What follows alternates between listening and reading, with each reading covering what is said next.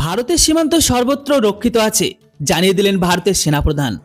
কিন্তু বাংলাদেশের যুদ্ধজিকির ভোলাতে ভারতের ঠিক এই ৫-৬টা দিন মাত্র লেগে গেল। তাই যুদ্ধ খেলা শেষ করে আপাতত বাংলাদেশ আবার যে গর্তে ছিল সেই গর্তে ঢুকে গেছে। কেন বলছে এই কথা? আজকে দেখেছেন খবর বেরিয়ে এসেছে, বাংলাদেশের সমস্ত মিডিয়ার খবর করছে যে ভারত বাংলাদেশ সীমান্তে পরিস্থিতি এখন স্থিতিশীল, সেখানে এখন আর কোনো উত্তেজনা নেই। জানিয়ে দিয়েছেন বাংলাদেশের স্বরাষ্ট্র উপদেষ্টা লেফটেন্যান্ট জেনারেল অবসরপ্রাপ্ত জাহাঙ্গীর আলম চৌধুরী। অর্থাৎ সীমান্তে আর কোনো উত্তেজনা নেই। ভারত বাংলাদেশের সঙ্গে, বাংলাদেশ ভারতের সঙ্গে মিলেমিশে একেবারে শান্তিপূর্ণ প্রতিবেশীর মতন কাটাবে, এমনটাই জানানো হয়েছে ইউনূস প্রশাসনের তরফ থেকে। অন্যদিকে ভারতের সেনাপ্রধান জেনারেল উপেন্দ্র ত্রিবেদী বলেছে যে নতুন সরকার বাংলাদেশ এলেই এই যা কিছু ঘটছে সব কিছু থেমে যাবে, এমনকি নতুন সরকারের সঙ্গে ভারত সরকারের সম্পর্ক আরো ভালো হয়ে যাবে। আর বাংলাদেশের সেনাপ্রধান তিনি পরিষ্কার বাংলাদেশের বর্তমান যিনি একেবারে বকলমে প্রধানমন্ত্রী, সেই নতুন সরকারের প্রধান উপদেষ্টা মোহাম্মদ ইউনূসকে জানিয়ে দিয়েছেন যে আমরা এমন কিছু করব না যাতে আমাদের প্রতিবেশী ভারতের ইন্টারেস্টে কোনো বিরোধিতা করা হয়, অর্থাৎ ভারতের বিরুদ্ধে কোনো কাজই করব না। বাংলাদেশের সেনা পরিষ্কার মোহাম্মদ ইউনূস সাহেবকে এমনটাই জানিয়ে দিল। বাংলাদেশের সেনা আর কি বলল আর কি শুনবেন? বাংলাদেশ এবার বুঝে গেছে যে এইভাবে ভারতকে উস্কানি দিয়ে কোনো লাভ নেই, কারণ ভারত পাত্তাই দেবে না। কিন্তু বাংলাদেশের মূর্খ ইসলাম প্রোডাক্ট গ্রহণকারী বেঈমান মানুষগুলো কি এটা বুঝতে পারবে যে তাদের সেনা আদৌ মোহাম্মদ ইউনূসের আয়ত্তে নেই মোহাম্মদ ইউনূসের? বাংলাদেশের সেনা তারা জানে ভারতের ক্ষমতার ভারত কি করতে পারে। তাদের দেশের ক্ষেত্রে যুদ্ধ করার কোনো দরকারই হবে না। আর কি হলো, কেন বলছি যে বাংলাদেশের এই যুদ্ধযুগের আপাতত গর্তে ঢুকে গেছে, সবটাই বলবো বন্ধুরা আপনাদের আজকের এই ভিডিওটিতে। আমি দীপ আর আপনারা দেখছেন update India Bangla. Update India Bangla আপনাদের স্বাগত। চলুন বন্ধুরা সবকিছু জানে আপনাদের ডিটেলসে। বন্ধুরা আপনারা দেখেছিলেন যে গত কয়েকদিন ধরে নদিয়া, মালদা, কোচবিহার, ত্রিপুরা কিভাবে ভারতের বর্ডার সিকিউরিটি ফোর্স বিএসএফ এর পায়ে পা দিয়ে ঝগড়া করছিল, আর বাংলাদেশের উগ্রবাদী মানুষগুলো পায়ে পা দিয়ে ঝগড়া, কখনো নিজেরা ঝামেলা করছিল, কখনো অনুপ্রবেশকারীদের ঢুকিয়ে ত্রিপুরা সীমান্তে যেটা হলো একেবারে বিএসএফ এর বন্দুক ছিনে নেবার চেষ্টা করেছিল। কেন সেই কারণটা আপনারা জানেন। মোহাম্মদ ইউনূস নিজের গদিকে বজায় রাখতে চান, এমনকি তাই তিনি চান যে ভারতের সঙ্গে সীমান্তে একটা ঝামেলা হোক, যেটা দেখে তিনি বাংলাদেশ যেভাবে ভোট না করার সিদ্ধান্ত নিয়েছে, নিজের গদিতে থাকার চেষ্টা করছে, সেটা যেন বজায় রাখতে পারে।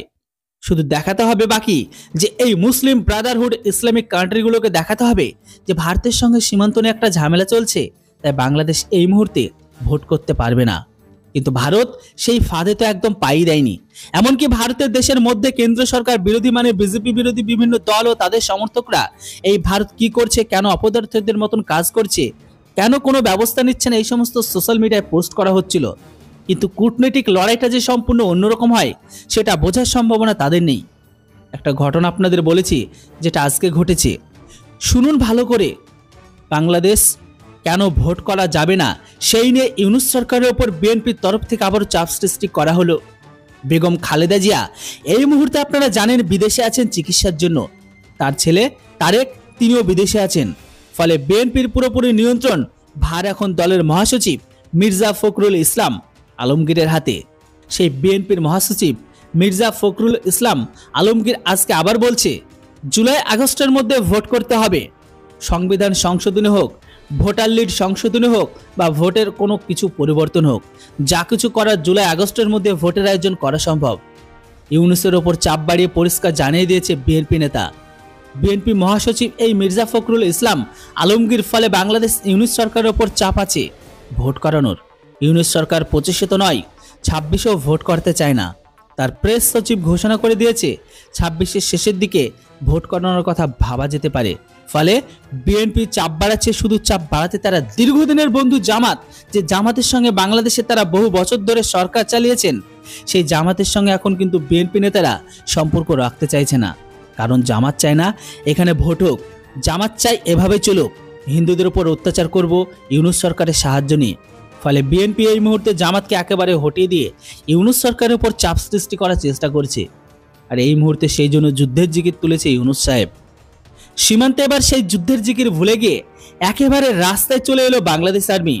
তাদের আর্মি যিনি প্রধান সেই ওয়াকারুজ্জামান পরিষ্কার তিনি জানিয়ে দিয়েছেন, তিনি ইউনূসকে বলেই দিল ভারতের সঙ্গে বিবাদ করবেন না, কারণ ভারতের ইন্টারেস্টেরই এমন কোনো জিনিসের বিরোধিতা বাংলাদেশ সেনার করবে না। ঠিক কি ভাষা ইউজ করা হয়েছে ভালো করে আপনাদের বলে দিই, সেটাও শুনে রাখুন। আমি জানি আপনারা বুঝতে পারবেন। ঠিক এই ভাষাটা ইউজ করা হয়েছে জেনারেল ওয়াকারুজ্জামানের তরফ থেকে। একেবারে জানুয়ারির প্রথম দিকে এই কথাটা ইউজ করেছিলেন। এবার আবারও সেই পাকবান ইউজ করলেন মোহাম্মদ ইউনুসকে বোঝাতে। কি বললেন? পরিষ্কার করে উনি বললেন, we will not do anything with our navy that goes against their strategic interest. আরও একবার বলছি, ভালো করে শুনুন। We will not do anything with our navy that goes against their strategic interest. অর্থাৎ ভারতের স্ট্র্যাটেজিগত ইন্টারেস্ট নেই এমন কোনো কাজ বাংলাদেশ সেনার করছে না। বাংলাদেশ সেনা কাকে জানাচ্ছে? নাকি মোহাম্মদ ইউনুসকে?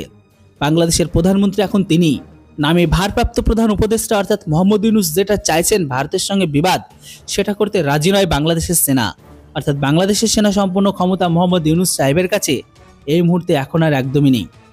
বাংলাদেশের সেনাপ্রধান ওয়াকারুজ্জামান, যিনি বহু জায়গায় নিজের অপারেশন করেছে, বাংলাদেশ এমনকি বাংলাদেশের বাইরেও, পরিষ্কার তিনি জানেন এই মুহূর্তে সামরিকভাবে ভারতের ক্ষমতা কতটা। ফলে ভারতের সঙ্গে বিবাদ করাটা একেবারে অসম্ভব ব্যাপার। শুধু যদি সামরিক বিবাদ হতো তাও নাই হতো, ভারত থেকে যে কত রকমভাবে সাহায্য পাওয়া যায় সেটা জেনারেল ওয়াকারুজ্জামান বাংলাদেশকে জানিয়ে দিয়েছেন। আমি যেটা বারবার আপনাদের বলি যে চাল, ডাল, গম, আলু, পেঁয়াজ, রসুন, মশলা সব কিছু যায় ভারত থেকে। এই ভারত থেকে শুধু খাবারের কথাটা বললাম। ভারত 14 দিন বাণিজ্য বন্ধ করে দিলে খেতে পাবে না বেসরকারি ক্ষেত্রে বিভিন্ন ব্যবসায়ীদের কাছে থেকে বাংলাদেশের ব্যবসায়ীরা কিনে নিয়ে যায় মালপত্র। শুধু তাই নয়, সরকারিভাবে মোহাম্মদ ইউনুস সরকার গত মাসে আপনারা দেখেছেন কয়েক লক্ষ টন চাল কিনেছে ভারত সরকারের হাতে পায়ে ধরে। ফলে ওয়াকারুজ্জামান পরিষ্কার ঘোষণা করে দিয়েছে যে আমরা আমাদের নেবার ভারতের সঙ্গে কোনো রকম বিবাদ চাই না, এই মুহূর্তে করার মতন পরিস্থিতিও নেই। এমনকি আমরা আশা করছি যে আমরা ভারতের স্ট্র্যাটেজিক ইন্টারেস্ট বিরোধিতা যেমন করব না, তার বিরুদ্ধে গিয়ে যেমন কোনো কাজ করব না, তেমনি ভারত আমাদের স্ট্র্যাটেজিক ইন্টারেস্টের বিরুদ্ধে গিয়ে কাজ করবে না। ভারত তো কোনোদিনই বাংলাদেশের স্ট্র্যাটেজিক ইন্টারেস্টের বিরুদ্ধে গিয়ে কাজ করে না। করে বহিঃশত্রু বাংলাদেশ থেকে বা বাংলাদেশের সুবিধা পাবে ভারত এমন কোনো সুবিধা কখনো কোনো দেশকে দেয়নি, আর দেবেও না। কারণ বাংলাদেশকে স্বাধীনতা দিয়েছে ভারতবর্ষ। 1971-এর ঘটনা আপনারা সবাই জানেন। জেনারেল ওয়াকারুজ্জামান পরিষ্কার মোহাম্মদ ইউনুস সাহেবকে জানিয়ে দিলেন এই মুহূর্তে ভারত বিরোধী ছাড়ুন, সেরকম কোনো সম্ভাবনা বাংলাদেশ সেনা এখন দেখতে পাচ্ছে না। ফলে যুদ্ধের জিকির শেষ। অন্যদিকে যেটা আমি আপনাদের বললাম আগে, সেই কারণে আপনারা দেখেছিলেন যে দুদিন আগেই বাংলাদেশ ভারতের হাইকমিশনার প্রণয়কে ডেকে পাঠায় ইউনুস সরকার। সেমভাবে ভারতও ভেবেছিল বেশ একটু ধমক দিয়ে দেব, ডেকে পাঠাচ্ছে, কিন্তু তারপরে দেখা যায় যে একেবারে বাংলাদেশের ডেপুটি হাইকমিশনার নুরুল ইসলামকে ডেকে ভারত যা বোঝানোর বুঝিয়ে দিয়েছে। এমনকি তারপরে আজকে আমরা দেখলাম এই বক্তব্য এলো বাংলাদেশের সরকারের তরফ থেকে। বাংলাদেশের স্বরাষ্ট্র উপদেষ্টা লেফটেন্যান্ট জেনারেল অবসরপ্রাপ্ত জাহাঙ্গীর আলম চৌধুরী পরিষ্কার জানিয়ে দিলেন এই মুহূর্তে বিএসএফ বিজেপির কোনো ঝামেলা নেই, বর্ডারে কোনো অশান্তি নেই, জানিয়ে দেওয়া হলো বাংলাদেশের তরফ থেকে। এমনকি আমরা দেখলাম আমাদের দেশের সেনাপ্রধান জেনারেল উপেন্দ্র ত্রিবেদীও পরিষ্কার বলে দিচ্ছেন যে পারস্পরিক সার্বিক সম্পর্ক আমাদের স্বাভাবিক হবে যখন এই বাংলাদেশের নতুন নির্বাচিত সরকার ক্ষমতায় আসবে। যেটুকু বোঝানোর সেনাপ্রধান জেনারেল উপেন্দ্র ত্রিবেদীকে পরিষ্কার করে বলে দিয়েছে যে নির্বাচিত নতুন সরকার এলেই ভারতের সঙ্গে সম্পর্ক স্বাভাবিক হবে। অর্থাৎ ভারতও চাই যে বাংলাদেশের ভোট হোক, যেমন বাংলাদেশের বিএনপি চাই তেমনই ভারতও চাই। এমনকি জেনারেল উপেন্দ্র ত্রিবেদী আজ পরিষ্কার গোটা ভারতবাসীদের আশ্বস্ত করে বলছে যে সীমান্তে যতটা পরিমাণ সেনা এমনকি অস্ত্র রাখার কথা ততটাই আছে। এই মুহূর্তে উত্তর পূর্বে একেবারে সেফ, কোনো চিন্তা নেই, না মণিপুর আর না মিজোরাম। উত্তর পূর্বে একেবারে সেফ আছে। ভারতের সেনা ভারতকে রক্ষা করতে সীমান্তে বদ্ধপরিকর হয়ে দাঁড়িয়ে আছে, জানিয়ে দিয়েছেন জেনারেল উপেন্দ্র ত্রিবেদী। বাংলাদেশ নিয়ে জেনারেল উপেন্দ্র ত্রিবেদী পরিষ্কার বলেছে আমরা প্রতিবেশী, আমাদের দুই দেশকে একসঙ্গে বাস করতে হবে, পরস্পরকে জানতে হবে, বুঝতে হবে। কোনো ধরনের শত্রুতা করার কারো পক্ষেই ভালো নয়। দুই দেশের সামরিক সম্পর্ক একেবারে ঠিক আছে, অর্থাৎ ভারতের সেনা বাংলাদেশের সেনা তাদের সম্পর্কে এখনও মজবুত রেখেছে, যেটা একেবারে 1971-এ মুজিবুর রহমান আমল থেকে গড়ে উঠেছে। ফলে দুই সেনার মধ্যে কোনো বিতর্ক নেই। ইউনুস সাহেব যতই চেষ্টা করুন সীমান্তে উস্কানি দিতে, গুলি চালাতে, নিজের গদি বজায় রাখতে, সেটা বাংলাদেশের সেনার তরফ থেকে একেবারে খুব অন্তরে উড়িয়ে দেওয়া হয়েছে। এমনকি ইউনুস সরকারকে যে ইউনুসকে পরিষ্কার জানিয়ে দেওয়া হয়েছে যে ভারতের মতন দেশের ক্ষেত্রে প্রতিবেশীর সঙ্গে কোনো রকম বিবাদ যেতে তারা রাজি নয়। বিশেষ করে উত্তর পূর্বে বাংলাদেশ কোনো রকম সহায়তা করে কোনো জঙ্গি গোষ্ঠী বা কোনো বিদেশি শক্তিকে সাহায্য করবে না, যাতে ভারতের ইন্টারেস্টে বাধাপ্রাপ্ত হয়। পরিষ্কার আজকে জেনারেল ওয়াকারুজ্জামান জানিয়ে দিয়েছেন বাংলাদেশের প্রধান উপদেষ্টা মোহাম্মদ ইউনূস সাহেব, কি বলবেন আপনারা? যুদ্ধের জিকির কি তাহলে শেষ? ইউনূস সাহেব বুঝে গেছেন যে এই ফাটকাটার চলল না, সীমান্তে গুলি চালিয়ে দেবে বিএসএফ, যুদ্ধ জিকির চলবে। ফলে আমি বলতে পারবো যে এই যে যুদ্ধ লেগেছে, সময় খারাপ, এখন ভোট করানো হবে না। ইউনূস সাহেবের যে ভয়ঙ্কর পরিকল্পনা করেছিল সেটা আর খাটলো না।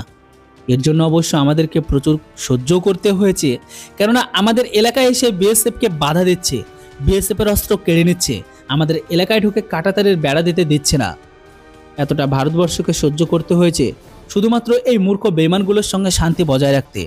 আমরা শান্তি বজায় রাখতেও পারি, আবার 1971-এ বাংলাদেশ নতুন করে যাদের বাপ বানিয়েছে সেই বাপকে কিভাবে শিক্ষা দেওয়া হয়েছিল সেটাও আপনারা ভালো করে দেখেছিলেন। 94,000-এর বেশি সৈন্যকে আমরা খতম করে দিতে পারতাম, কিন্তু প্রাণ ভিক্ষা দিয়ে ছেড়ে দিয়েছি ওই পাকিস্তানিগুলোকে। তবে এইগুলো মূর্খ বাংলাদেশি ইসলামপন্থা গ্রহণকারী বেঈমানগুলো যত তাড়াতাড়ি বুঝবে ততই ভালো তাদের জন্য। বাংলাদেশের সেনা এই মুহূর্তে ইউনূস সাহেবের এই ভয়ঙ্কর চক্রান্তকে, ভারতবর্ষকে ডিস্টার্ব করার চক্রান্তকে একেবারে সাপোর্ট করছে না। কারণ বাংলাদেশের সেনাপ্রধান ওয়াকারুজ্জামান জানেন আসল পরিস্থিতি ঠিক কি বলবেন আপনারা এবার? যুদ্ধ জিকির, ইউনূস সাহেবের ভয়ঙ্কর পরিকল্পনা এখন একেবারেই কবরে চলে গেল। এর উপর আপনাদের মূল্যবান আর গুরুত্বপূর্ণ মতামত